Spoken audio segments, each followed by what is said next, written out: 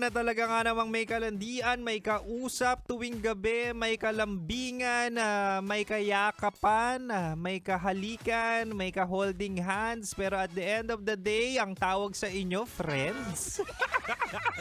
At the end of the day, no label. And at the end of the day, kapag sinabing ano ba tayo, ay nako, wala tayong commitment. Ayan, yan. Maraming tao ang takot sa salitang commitment. Kaya ang ending, ang relasyon nila, no label. Mahal. Nandito na ako. Nandito na ang Spice. Si Opa mo sa radyo na kapag natikman mo, hanapin mo. Ako to si DJ Kim Chino. Makakasama mo ako. 69 tayo. 6 to 9 p.m. 6 to 9 p.m. ako ang iyong makakasama. 6 to 9 p.m. Pag-uusapan natin ang relasyon nyo. Pag-uusapan natin ang estado ng iyong love life. O all about love na talaga nga namang alam ko yan. Eksperto ako dyan kahit wala akong jowa. Hoy mahal, babalik tayo sa salitang commitment. Pagkarami-raming tao ngayon na kapag napag-uusapan ng label, na kapag napag-uusapan ng commitment, biglang ano ba yun? Biglang umaalis, humihikahos? Ano ba yung tawag doon? Basta biglang umaalis, biglang hindi nagpaparamdam, bigla ka na lang i-ghost. Ay talaga nga namang, ano ba yung mga kadahilanan? Ano ba yung mga rason kung bakit bigla niya akong iniwan nung napag-usapan namin ang label? Diba? Bigla niya akong iniwan nung sinabi kong kailangan na nating mag-commit. Tignan natin kung isa ka rin ba dito. Ayokong i-sugarcoat at ayokong i-set aside ang mga bagay na to. Oo, Diyos ko, Lunes na Lunes talaga nga namang yung dila ni Kim Chino ay parang balubalok to ta.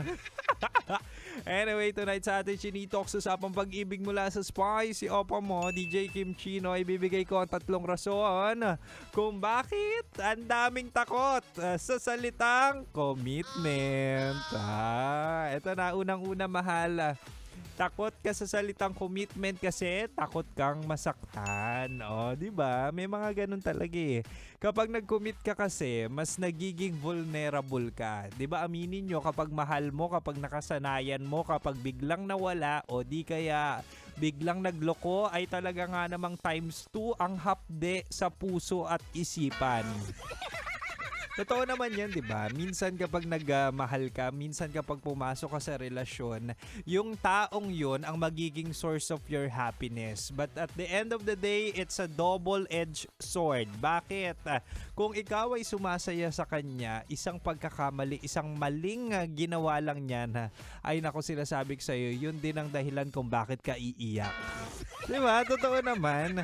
Maraming tao ngayon ang natatakot sa commitment kasi takot silang lokohin. Takot silang maiwan o di kaya masaktan ulit. Bakit? Kasi maraming manloloko at marami na ring nanakit sa kanila. Di ba? Totoo naman sa mga past experience ng tao at minsan may mga takot din sa commitment kasi pwede ring sabihin natin na takot sila sa sarili nilang multo.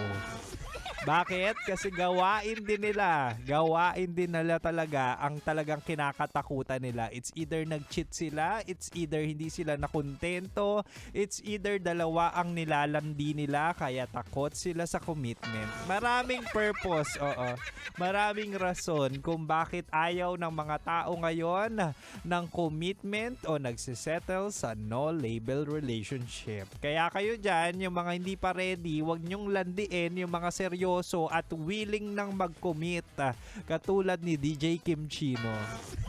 Shoutout dyan sa mga malalandi or nanlalandi kay Kim Chino tapos at the end of the day, hindi naman pala ako paninindigan.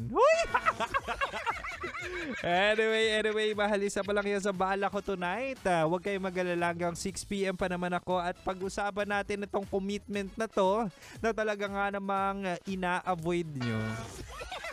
Okay, but for now, balik na muna tayo sa Rakrakan Music. Happy Monday at mag-ingat kayo dyan sa daan kung ikaw ay nagdadrive. At syempre dito ka lang sa akin, dito ka lang sa 90.7 Love Radio.